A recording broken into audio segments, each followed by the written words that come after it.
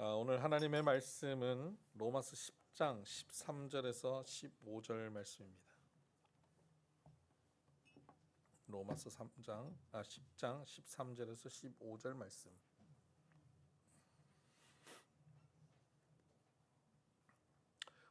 우리 한 절씩 교독하고 마지막 절은 합독하겠습니다. 누구든지 주의 이름을 부르는 자는 구원을 받으리라. 그런즉 그들이 믿지 아니하는 자를 어찌 부르려? 듣지도 못한 이를 어찌 믿으리요? 전파하는 자가 없이 어찌 들으려? 함께 읽습니다. 보내심을 받지 아니하였으면 어찌 전파하리요?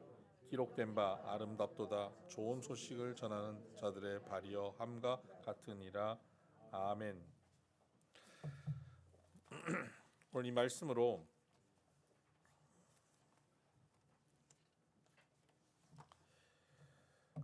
복음, 긍휼한 사명이라는 제목 가지고 함께 말씀을 전하겠습니다.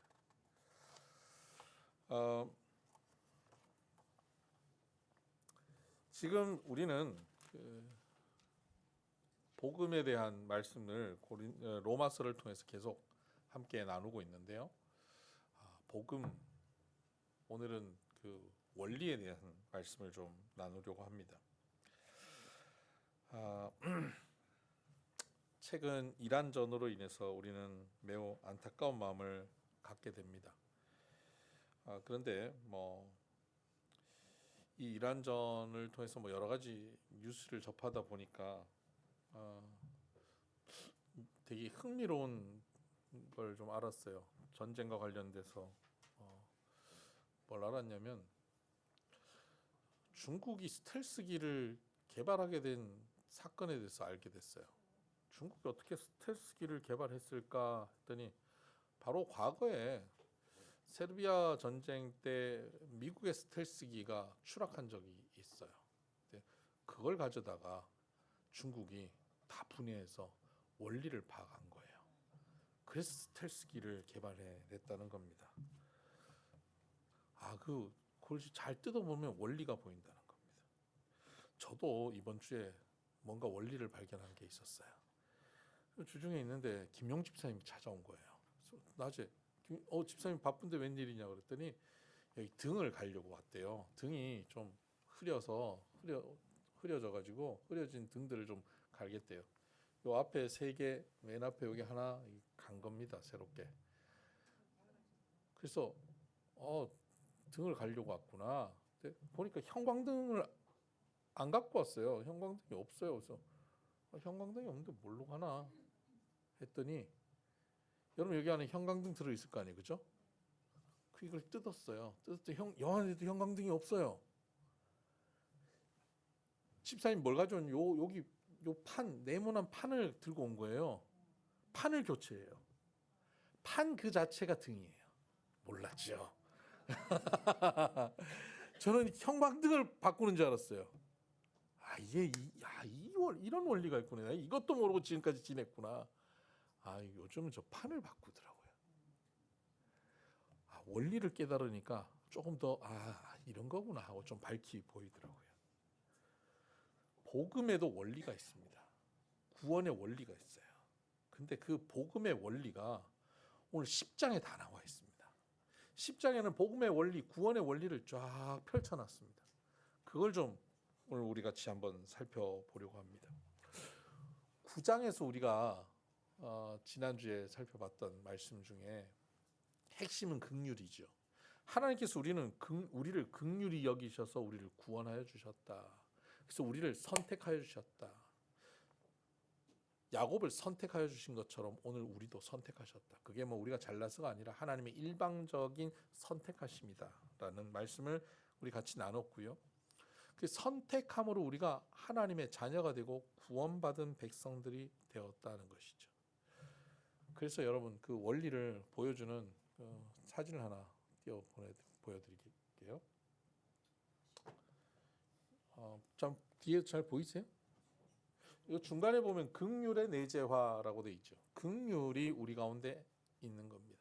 하나님의 긍휼하심, 이게 복음의 선순환, 구원의 선순환의 역사인데 하나님의 긍휼하심이 우리 가운데 임하는 겁니다. 이게 구원의 중심입니다. 하나님께서 우리를 구원시키시는 데 있어서 핵심은 이겁니다. 긍휼. 하나님께서 우리를 불쌍히 여기셔서 하나님의 사랑으로 우리를 구원하시기로 결정하시고 시작하시는 일입니다. 우리의 노력과 우리의 착한 행실을 통해서 구원을 받는 게 아닙니다. 하나님께서 우리를 불쌍히 여겨주시는 긍휼로부터 시작되는 겁니다. 사랑으로부터 시작되죠. 그래서 이 복음, 구원의 중심에는 긍휼이 있습니다. 하나님의 긍휼, 사랑. 이것이 구원을 이루는 엔진입니다. 출발점이고 엔진이고 그것을 이끌어가는 동력이죠. 그런데 이 긍휼로 시작된 하나님의 구원의 역사는 화살표 보세요. 들음으로 갑니다. 우리를 구원하시기 위해서는 요거를요 사진 안 찍으셔도 되고요.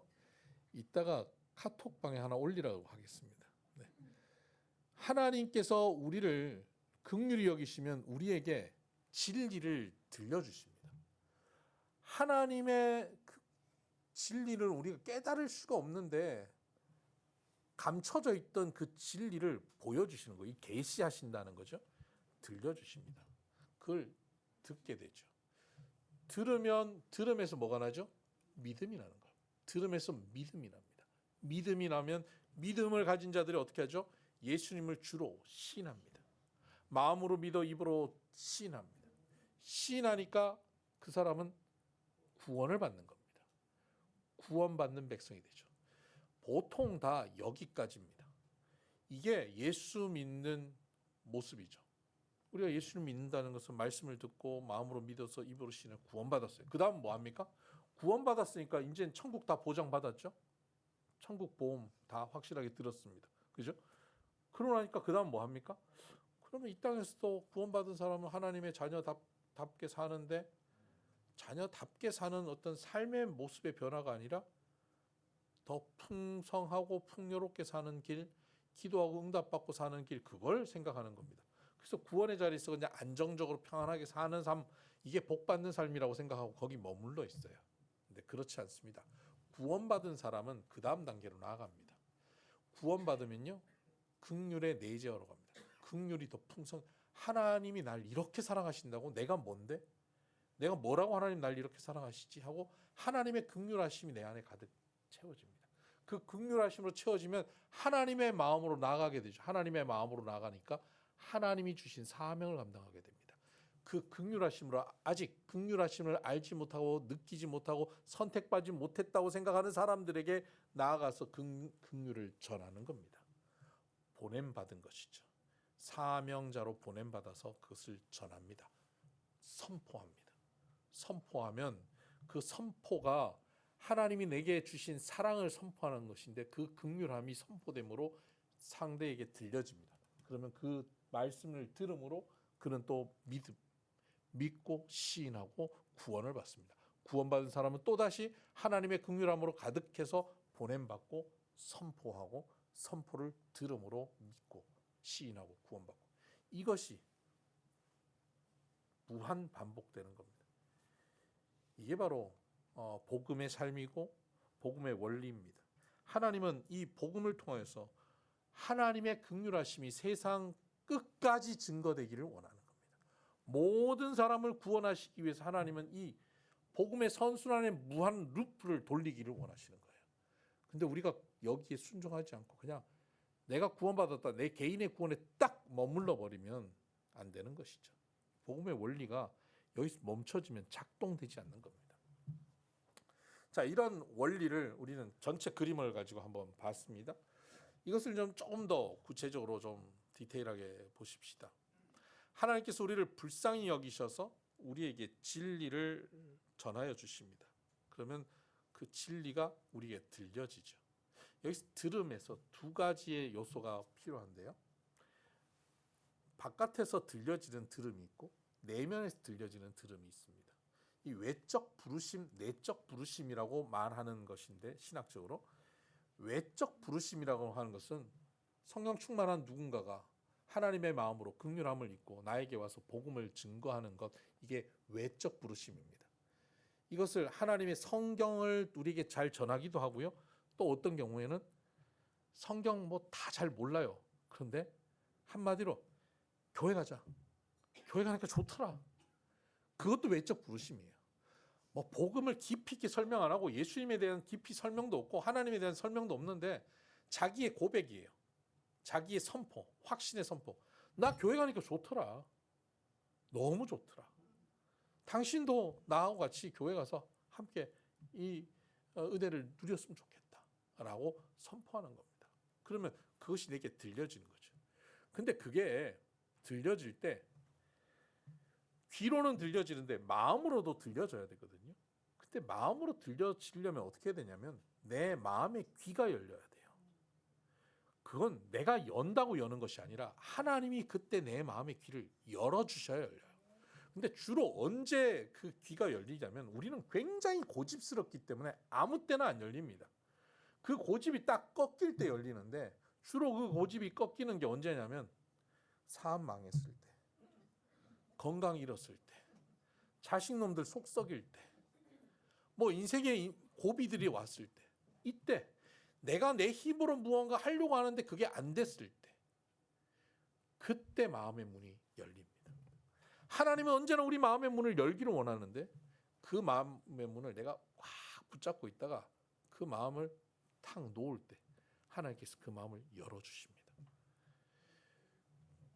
예수님께서 말씀이 밭에 뿌려지는데 어떤 것은 길가에, 어떤 것은 가시밭에, 어떤 것은 바위 위에, 어떤 것은 옥토에 뿌려지는데 하나님의 말씀의 씨가 뿌려지는 곳마다 다 자라나서 열매 맺는 게 아니라 옥토처럼 좋은 밭에 뿌려진 씨앗만 자라나 열매 맺는다라고 말씀하셨죠.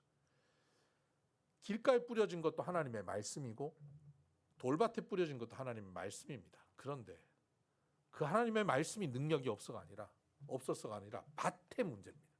이 밭은 뭐냐? 너희의 마음이라고 말씀하셨거든요. 우리의 마음이 열려 있어야 말씀이 들려지는 겁니다. 이게 하나님의 은혜입니다. 오늘 우리가 그 말씀의 밭이 열려서 지금 말씀을 듣는 겁니다. 이게 들려지는 사람, 내가 들려지기 시작했다. 이게 얼마나 큰 은혜인지 모릅니다. 하나님의 말씀이 들려져요. 들려지면 그 다음에 그 들려지는 것을 통해서 어떤 작용이 일어나느냐? 하나님의 말씀이 들리면 이런 일이 벌어집니다. 로마서 10장 17절을 보십시다. 로마서 10장 17절. 그러므로 믿음은 들음에서 나며 들음은 그리스도의 말씀으로 말미암았느니라. 믿음은 들음에서 난다. 그리스도의 말씀을 들음으로 믿음이 난다. 내 안에 원래 믿음이 요만큼도 없었는데 어느 날 말씀이 들리다 보니까 어느 날 없던 믿음이 창조되는 것입니다. 점점 믿어지는 것이 아니라 없었는데 믿어져 버린 겁니다. 이제는 부인할 수 없는, 이제는 의심할 수 없는 너무나 분명히 믿어져 버린 겁니다. 2000년 전 이스라엘 땅에서 죽은 한 젊은이의 죽음이 나와 상관이 있고 죽은 자가 사흘 만에 살아났다는 그 얼토당토 않는 말, 과학적으로 전혀 증명할 수 없을 것 같은 그 말이 믿어져 버린 겁니다. 이건 무엇으로 설명할 수 없습니다. 논리적으로 합리적으로 설명해서 믿어진 것이 아니라 하나님의 말씀을 듣는데 믿음이 창조돼 버린 겁니다. 내 안에 그 믿음이 만들어졌어요. 이게 믿음의 단계로 넘어간 겁니다. 들음으로 믿음이 창조됩니다. 근데 이 믿음이라고 하는 것을 우리는 흔히 나 믿을게, 나 믿습니다. 그렇다면 나도 믿지요. 이런 수준의 믿음은 아닙니다. 이 믿음이 창조되어질 때 이 믿음은 이 세 가지 요소가 있는데요. 종교개혁자들은 이 믿음을 세 가지 요소를 분명히 가지고 있어야 된다라고 얘기합니다. 그 첫 번째는 지식적인 요소입니다. 알아야 되는 거죠. 진리가 뭔지를 아는 겁니다. 하나님이 누군지, 예수님이 누군지, 예수님의 사건이 무엇인지, 내가 죄인인 것인지 이걸 아는 겁니다. 하나님의 말씀을 아는 거죠. 들으면서 그걸 아는 지식적 알미 있는 겁니다. 그리고 난 다음 그 다음 단계는 동의의 단계가 있습니다. 믿음에는 동의함이 있어야 됩니다. 아, 하나님이 창조하셨다고요? 아, 동의합니다. 예수님이 십자가에 죽으셨다고요? 동의합니다. 부활하셨다고요? 동의합니다. 동의의 모습이 있는 겁니다. 여러분, 믿음은 지식과 동의가 있어야 됩니다. 근데 우리는 흔히 이 동의에서 그칩니다. 동의까지 하면 그게 믿음이라고 착각합니다. 그런데 여러분, 여기 이 동의까지 하는 믿음의 수준이 어떤 믿음의 수준인지 아십니까? 성경을 찾아보면 놀랍습니다. 지식과 동의까지 하는 믿음이 누구의 수준인지 한번 성경을 한번 찾아서 한번 볼까요? 야고보서 2장 19절입니다. 신약 성경 373장입니다. 야고보서 2장 19절 제가 읽겠습니다. 내가 하나님은 한 분이신 줄을 믿느냐? 잘하는도다. 한 분이신 줄 믿는데요. 잘한다는 거예요. 지식적으로 알고 그리고 동의했다는 거죠. 그리고 이어서 이런 말씀이 나옵니다. 잘하는도다. 귀신들도 믿고 떠느니라. 귀신도 그걸 알고 동의하여서 떤다는 겁니다. 여러분, 귀신은 하나님을 부정하지 않습니다. 예수님을 부정하지 않습니다. 다 알아요. 그리고 동의합니다. 우리가 믿음을 알고 동의하는 수준에 있다면 그 귀신의 수준의 믿음입니다. 이건 구원을 이루는 믿음이 아니에요. 그 다음 단계의 믿음이 꼭 필요합니다. 그게 뭐냐면 신뢰라고 하는 것입니다. 신뢰함이 있어야 된다. 지식과 동의와 신뢰의 단계로 나가야 된다라고 종교개혁자들이 늘 주장했습니다. 한 선교사가 19세기에 남태평양의 한 섬에 가서 복음을 증거하고 있었습니다. 그 섬에 있는 원주민들은 아직 식인 풍습이 있었던 아주 미개한 사람들이었습니다. 그들에게 복음을 증거하고 그들에게 성경을 전하기 위해서 그들의 언어로 성경을 번역하는 일을 했습니다. 근데 성경을 번역하는데 그 원주민들에게 있어서 이 추상적인 단어들이 별로 없는 겁니다. 특히 믿음, 신뢰 이런 단어가 그들에게는 없어요.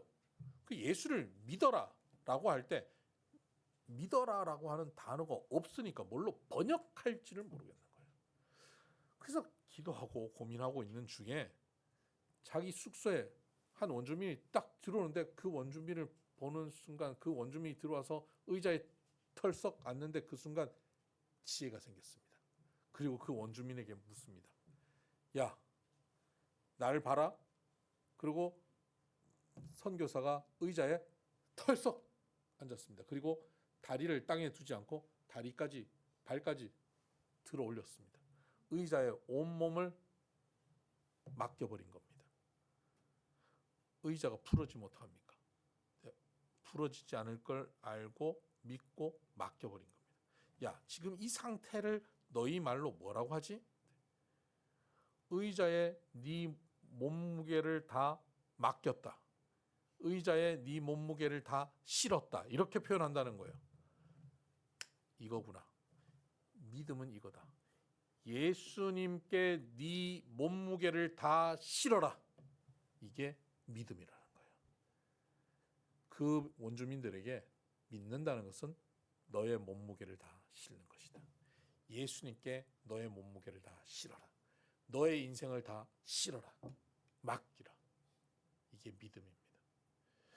여러분, 우리가 예수님을 믿는다 하는 이 믿음은 머리로 알고 동의하는 수준이 아니라 우리의 몸무게를, 우리의 인생을, 우리의 문제를, 우리의 삶을 그분께 실어버리는 겁니다.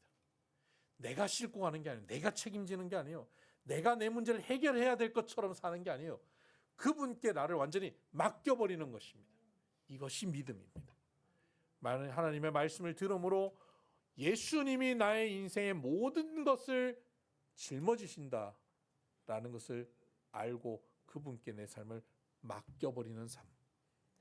그 단계로 나아가는 게 믿음입니다. 이 믿음을 가진 사람은 그 다음에 뭘 하게 되냐면 마음으로 믿어 의에 이르고 입으로 시인하여 구원에 이른다입니다. 입으로 시인하는 것입니다. 입으로 시인한다라고 하는 것이 헬라어로는 호모로게오라고 하는 단어인데 동일하게 말한다라는 것입니다. 똑같이 말한다입니다. 이건 당시 로마 시대에 이들이 똑같이 말하는 게 있었습니다. 로마 광장에서 한 사람이 선창하면 모두가 따라서 말해야 되는 게 있습니다. 그게 뭐냐면 가이사가 주인이시다 하는 겁니다. 황제가 주인이시다 하는 것을 로마 시민들은 동일하게 고백해야 했습니다. 이게 시인하다입니다. 그런데 예수님을 믿고 예수님을 주로 시인하다라고 하는 것은 오늘 우리가 나 예수님 믿어요. 나 교회 다녀요. 예수님 내 삶의 주인이시죠. 라고 그냥 입술만 달싹거려서 하는 말이 아니라 그 당시 로마 시대에 가이사가 주인이다라고 하는 그 시대에 그 광장에서 모두가 그렇게 말하는 그때 나는 예수님이 나의 주인이다라고 선포하게 된다면 어떻게 될까요? 그는 핍박을 받습니다. 어쩌면 죽임을 당할 수도 있습니다. 가이사가 주인인 시대에 예수가 주인이라고 말하는 것은 정권을 무너뜨리려고 하는 불순한 세력인 것이죠. 요즘 그 이란 전에 미국에서 주장하는 바가 뭡니까? 정권을 교체한다. 레짐 체인지 이런 얘기 뉴스에서 많이 들으셨죠. 정권 교체. 여러분 예수님을 주로 시인하는 것은요. 레짐 체인지입니다. 정권 교체입니다. 우리의 삶의 정권이 교체되는 것입니다. 나를 통치하고 통제하고 내 인생의 목적이 되고 나의 삶을 끌고 가는 나의 삶의 정권이 교체되는 겁니다. 레짐 체인지 되는 거예요. 나의 삶을 이끌어가는 가이사가 누굽니까? 어디 있습니까? 과거에는 로마 황제 황실에 떡하니 있었죠. 근데 오늘날은 어디 있습니까? 오늘날은 내 삶의 모든 역에 깊숙이 들어와서 황제가 아닌 척하면서 나를 다스리고 있습니다. 물질 만능주의를 살고 있는 우리들에게 돈이 황제가 돼서 내 삶 깊숙이 들어와 있습니다. 모든 것에서 돈이 가장 우선이 되는 시대가 되어버리죠. 나의 기쁨과 즐거움, 나의 행복, 나의 만족을 채우는 것이 가이사가 되어 있습니다. 누가 뭐라 그래도 내가 기쁘고 내가 행복하면 그게 가장 우선이 되는 시대. 나의 안위, 나의 편안함 이것이 우선이 되는 시대. 나의 명예, 내가 사람들에게 증명되어지는 삶, 인정받는 것 이게 우선되는 시대. 권력, 힘을 가지고 내가 모든 것을 통제하려고 하는 남편도 아내도 자녀도 내가 내 마음대로 통제하고 싶어서 자꾸 싸우는 거예요. 통제하려고 하는 이게 다 가이사입니다. 돈, 권력, 명예, 자기 증명, 인정받음 모든 걸 내 마음대로 하려고 하는 통제, 나의 행복, 나의 즐거움을 추구하는 삶 이게 다 가이사입니다. 거기서 바꾸는 겁니다. 그 모든 것의 주인이 주님이시다라고 바꾸는 겁니다. 나를 이끌어가던 그러한 가이사들을 바꾸는 겁니다. 레짐 체인지하는 겁니다. 근데 나를 그런 것들이 통제했나? 과연 그러고 있나?를 명확하게 알려면요. 지난 한 달 나의 물질을 주로 어디 사용했는지 나의 시간, 나의 스케줄이 주로 어디에 있었는지를 살펴보면 거기에 가이사가 있습니다. 나의 가이사가 어디 있느냐? 주님이 나의 주인이 되어지는 삶은 지갑이 바뀌고 스케줄표가 바뀌는 것입니다. 이렇게 되어지는 사람이 바로 구원받은 사람입니다. 믿음으로 입으로 신하여 레짐 체인지가 된 사람, 그 사람은 구원받은 사람이 되는 거죠. 근데 여기 구원받은 사람, 이 구원을 내가 구원 받았나 안 받았나 그걸 확인해 보는 증명하는 길이 있습니다. 구원의 영수증 같은 게 있습니다. 여러분 구원 받았으면요 구원의 영수증을 내놔야 됩니다. 구원의 영수증이 뭔지 아십니까? 요한일서 3장 14절에 보면 형제 사랑함이 사망의 생명으로 옮긴 줄을 아느니라. 형제 사랑함으로 사망에서 생명으로 옮긴 줄 안다.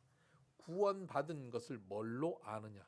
구원은 믿음으로 받는데 구원받은 걸 내가 구원받은 백성이라 아는 것은 나 10년 교회 다녔어요. 나 교회 장로고 권사예요. 이걸로 아는 게 아니에요.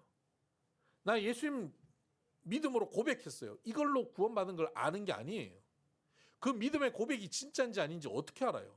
예수님이 나더러 주여 주여 하는 자마다 나 천국 올 것이 아니다라고 얘기했는데요. 그 믿음이 진짜인지 아닌지 어떻게 합니까? 영수증이 있어야 돼요. 그 영수증이 뭐냐? 형제 사랑함이 영수증이라는 겁니다. 구원받은 사람은 형제 사랑함이라는 영수증이 반드시 있습니다. 그래서 구원받은 사람은 어디로 가냐면 긍휼의 내재와 하나님이 나를 이렇게 사랑하셔. 하나님이 왜 나를 이렇게 사랑하시지? 하고 이 하나님의 긍휼함, 하나님의 사랑으로 가득 차기 시작합니다. 가득 차면 거기서 머물지 않습니다.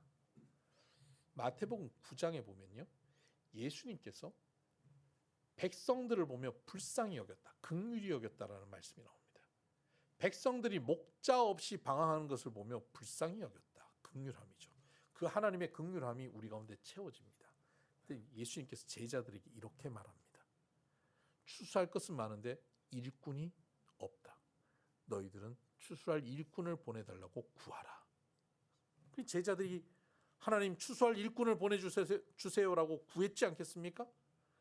10장으로 넘어가면 9장이 그렇게 끝나면서 10장으로 넘어가면 너무 재밌는 현상이 나옵니다. 뭐냐면 추수할 일꾼을 보내주소서 그랬더니요. 예수님께서 12제자들에게 권능을 주시면서 너희가 가라. 마을로 보내십니다. 추수할 일꾼을 보내주세요.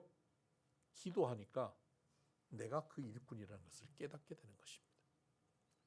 하나님의 구원하심을 받은 사람들이 하나님의 긍휼함 가운데서 그 하나님의 긍휼한 마음을 알게 되고 그 마음으로 함께 기도하기 시작합니다.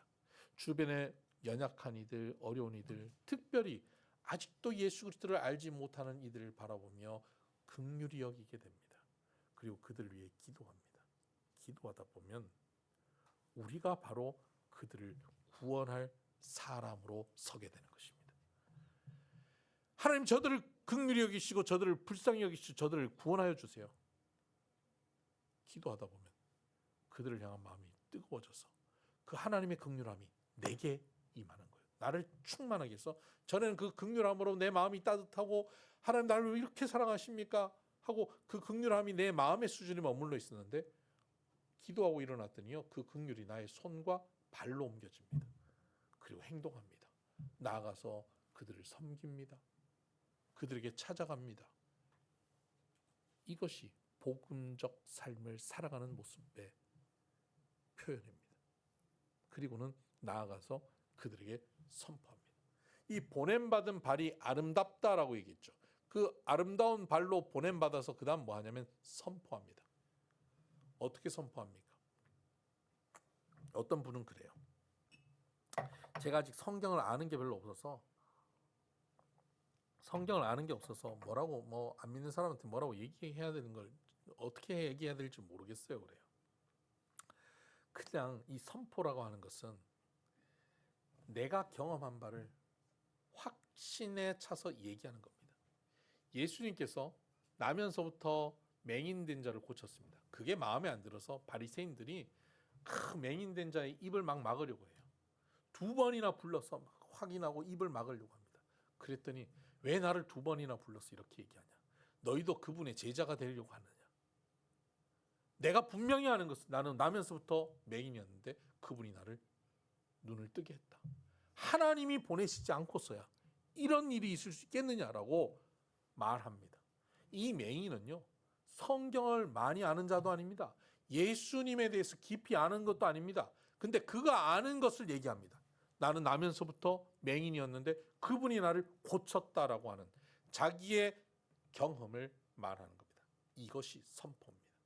우리가 복음을 증거하는데 성경을 찾아서 알려주고 이게 아닙니다. 내가 경험한 그 은혜, 그 기쁨, 그 구원의 충만함을 나누는 겁니다. 나가서 얘기하는 거예요. 난 몰라. 난 잘 모르는데 비손 교회 갔더니 좋더라. 나 너무 지치고 힘들고 마음이 가난했는데 교회 갔는데 뭐 설교 시간에 하는 얘기 내가 다 100% 알아듣지도 못하고 한 30% 알아듣겠어. 뭐 찬양도 잘 못 따라가겠고 잘 몰라. 근데 한 가지 아는 건 밥이 맛있어.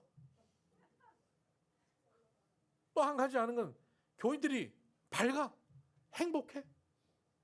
근데 뭐 잘 모르겠어. 모르는데 갔다 오면 그냥 새로운 에너지가 생길 것 같아. 뭐 이렇게 자꾸 또 가고 싶어. 이게 선포예요.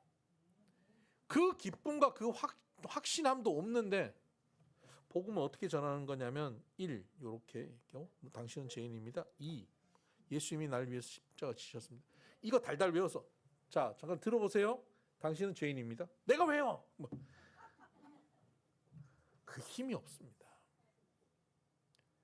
내가 경험한 하나님의 은혜를 선포하는 겁니다.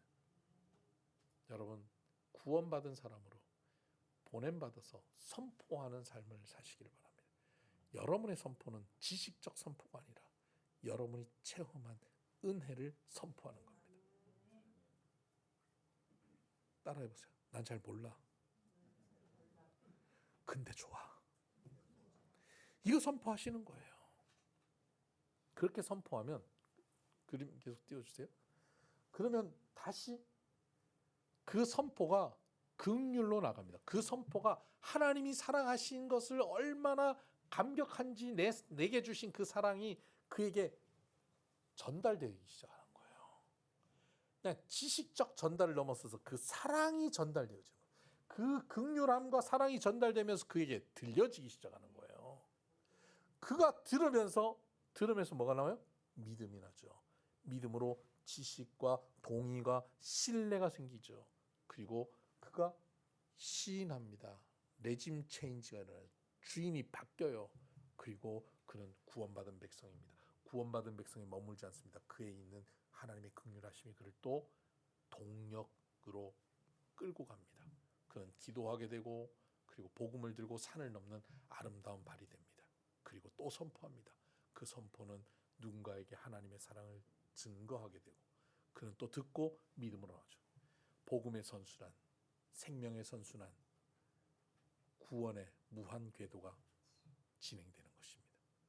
오늘 저와 여러분에게 이 복음이 주어졌고 우리가 이 믿음에서 구원을 받은 백성들입니다. 여러분은